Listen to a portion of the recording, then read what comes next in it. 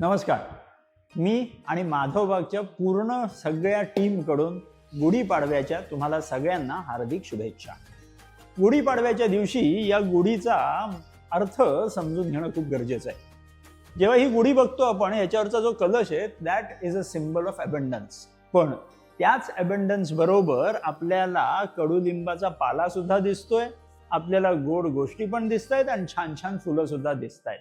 याचा अर्थ आपण नीट समजून घेऊया की हृदयरोग, डायबिटीज, ब्लड प्रेशर असे सगळे रोग जे निर्माण होतात, हे रोग सुद्धा आपल्याला पूर्ण वर्षभरात त्याचा जेव्हा नायनाट करायचा आहे तेव्हा अशा सगळ्या गोष्टींचा आपल्याला उपयोग करावा लागतो.